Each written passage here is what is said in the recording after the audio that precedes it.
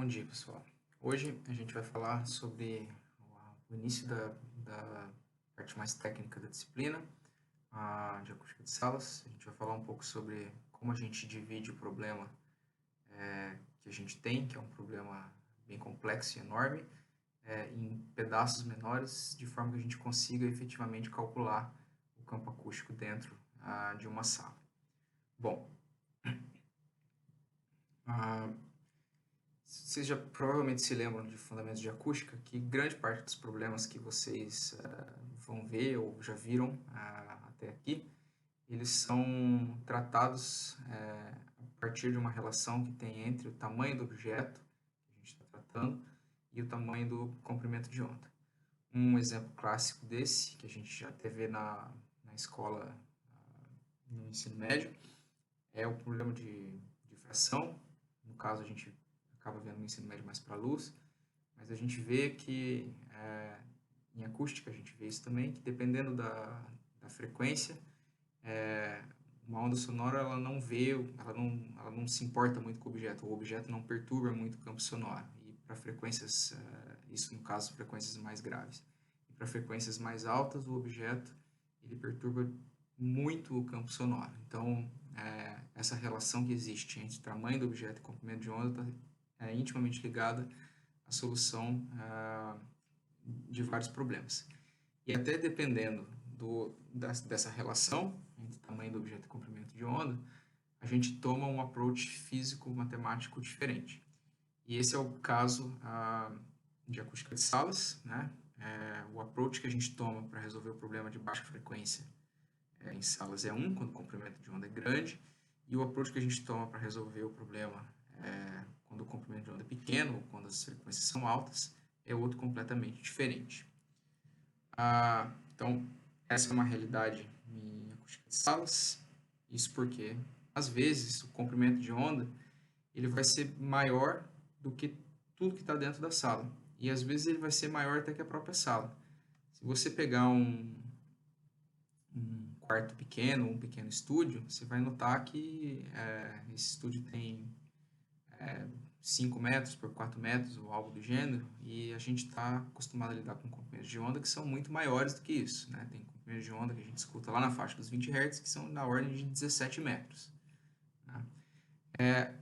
Às vezes, o comprimento de onda ele vai ser compatível com as dimensões da sala. Isso vai acontecer numa faixa intermediária do nosso espectro. E às vezes o comprimento de onda vai ser compatível da mesma ordem de grandeza dos objetos que tem dentro da sala. E, às vezes, o comprimento de onda vai ser muito menor do que todos os objetos que tem dentro da sala. Né? E aí a gente está falando do extremo de alta frequência, no qual o comprimento de onda é da ordem aí de centímetros ou dezenas de milímetros, e isso torna o comprimento de onda bastante pequeno frente aos objetos que tem dentro da sala ou as imperfeições de paredes, etc. Só para relembrar um pouco da faixa do comprimento de onda, para 20 Hz a gente tem um comprimento de onda da ordem de 17 metros. Você pode se perguntar quantos objetos na sala tem esse tamanho, né? Ou quantas salas que você está no dia a dia, visita no dia a dia, tem esse tamanho. A maioria delas é menor do que esse tamanho. Né? Para 20 kHz, a gente tem um comprimento de onda de 17 milímetros, é o outro extremo. Então, quantos objetos na sala são menores do que isso?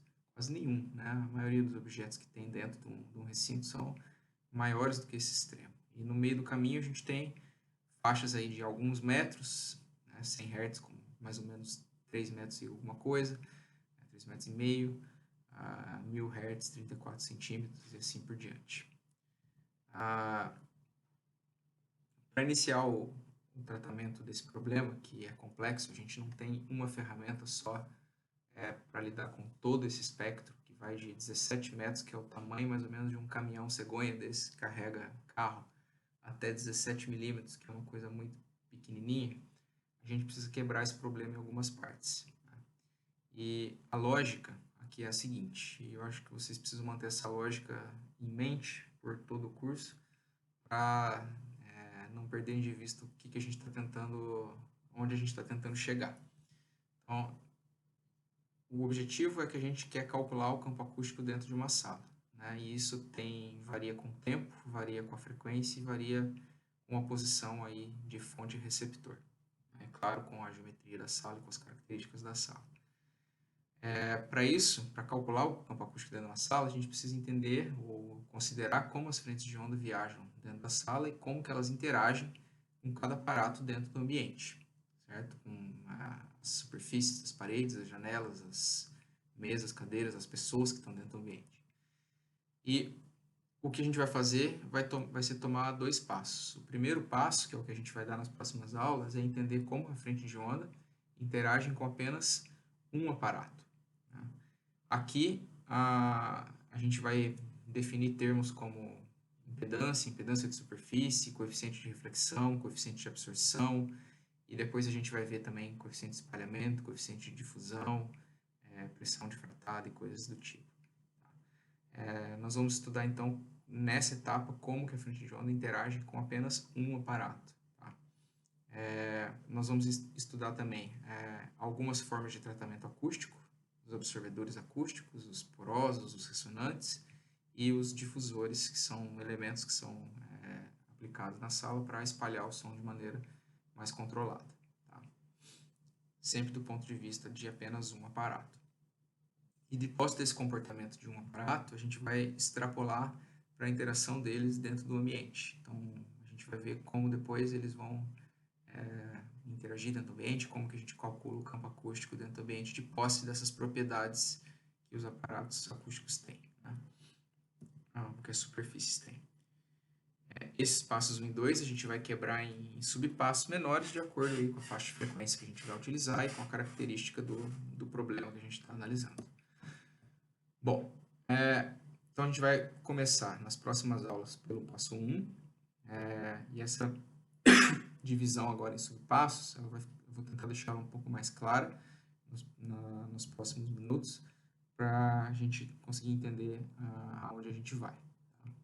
Então, a gente viu na aula passada, ainda presencial, que um raio sonoro atingindo um obstáculo, ele vai sofrer reflexão especular, né? Um pouco vai ser da energia dessa frente de onda, desse raio sonoro vai ser absorvida pelo aparato, né? E um pedaço volta na direção de reflexão.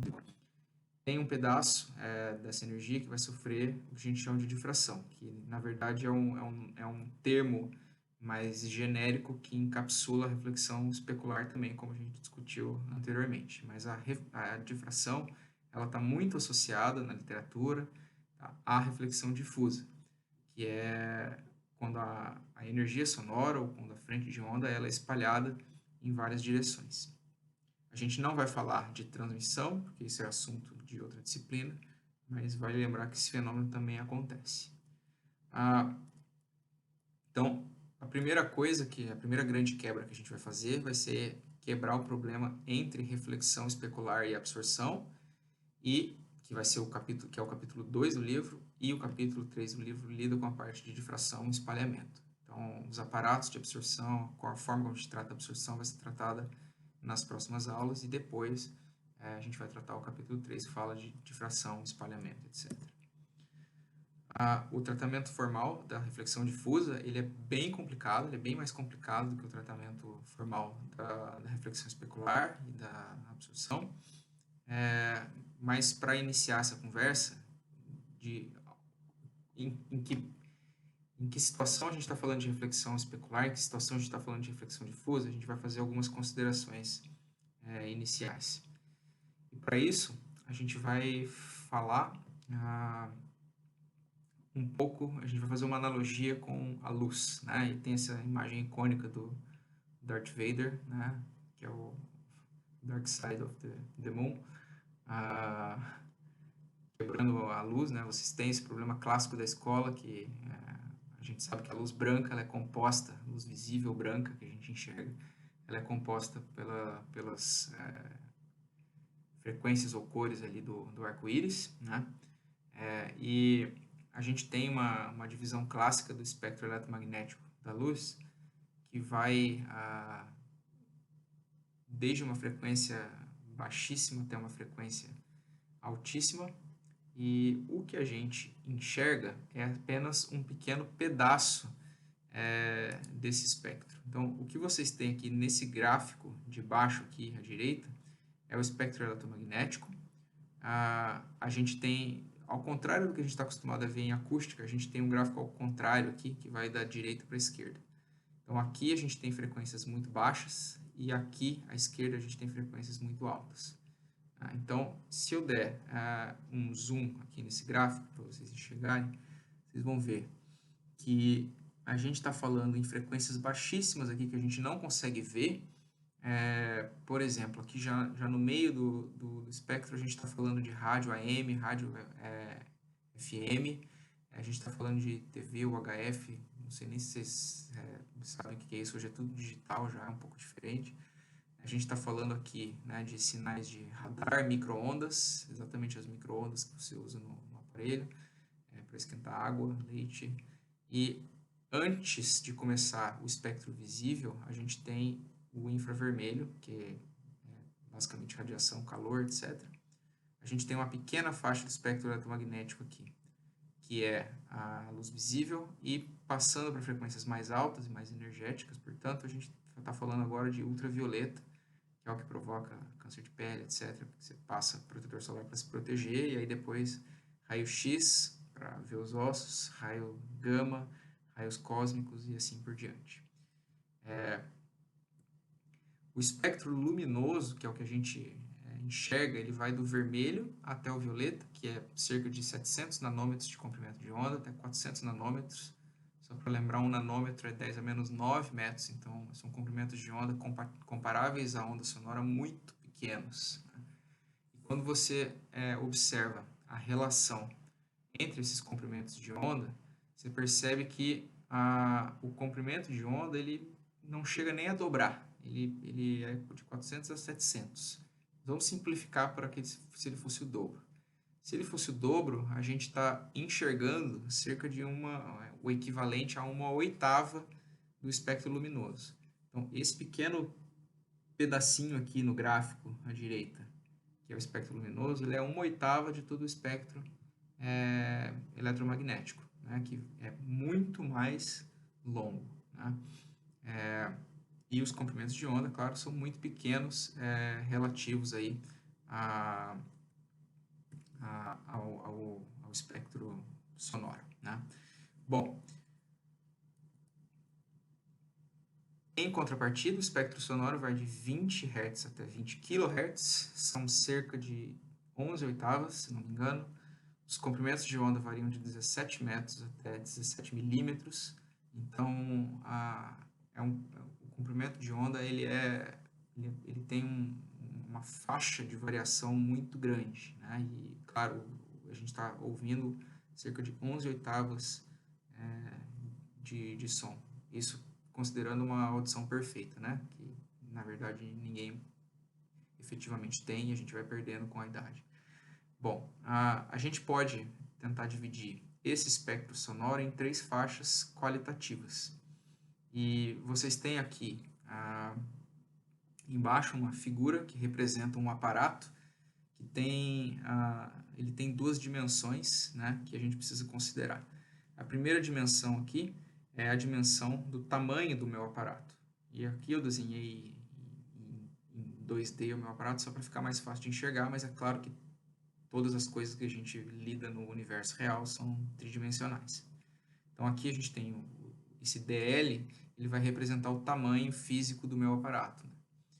E esse DIR, R, é o tamanho da minha irregularidade. Todo o aparato que você tem na sala, ou mesmo a parede, ela é irregular, ela tem uma rugosidade, ela não é perfeitamente lisa, certo? Então, se você aproximar sua mão da parede, você vai ver que a parede que está no seu quarto, na sala de aula, etc., ela é uma superfície irregular. Tem superfícies que são mais rugosas, tem superfícies que são menos rugosas. Tá? E o que pode acontecer é que o comprimento de onda ele pode ser muito maior do que ou o DL ou o DIR, ele pode ser da mesma ordem, de um dos dois, ou ele pode ser muito menor que um ou muito menor que outro. Então, a gente vai considerar 3 faixas de interesse aqui, onde o comprimento de onda é muito maior do que um desses dois tamanhos, é da mesma ordem ou é muito menor que um desses dois tamanhos. As condições necessárias para que a gente tenha reflexão especular, somente reflexão especular, e vocês vão ver que é uma condição muito extrema, é que Vamos falar idealmente, primeiro, de uma reflexão aproximadamente especular, então. Não vamos falar da condição extrema. A condição para a gente ter uma reflexão aproximadamente especular é que o comprimento de onda ele seja muito menor do que o tamanho do aparato, porque isso faz com que o aparato se comporte enquanto espaço ocupado, como se ele fosse uma coisa muito grande para aquele comprimento de onda, o que implica que não vai haver difração nas bordas aqui do aparato, ou nas descontinuidades do meu aparato, nos extremos dele. Tá? Então, uma condição é que o comprimento de onda seja muito menor que o tamanho do aparato. Isso implica que é uma faixa de frequência, na qual a frequência é alta o suficiente para ser refletida de forma especular por um aparato que é, na prática, sempre finito dentro da sala. A outra condição é que o comprimento de onda ele seja muito maior do que as regularidades. E isso é necessário porque a frente de onda ela vai viajar para o aparato, ela vai irradiar o aparato e as irregularidades vão causar diferenças de fase na reflexão dessa onda. Então, se o aparato tiver irregularidades muito pequenas, ou for pouco rugoso ou pouco irregular, o que vai acontecer é que essa diferença de fase em cada ponto do aparato ela vai ser pequena e a reflexão vai ser predominantemente especular. Tá? Então, a gente tem duas condições.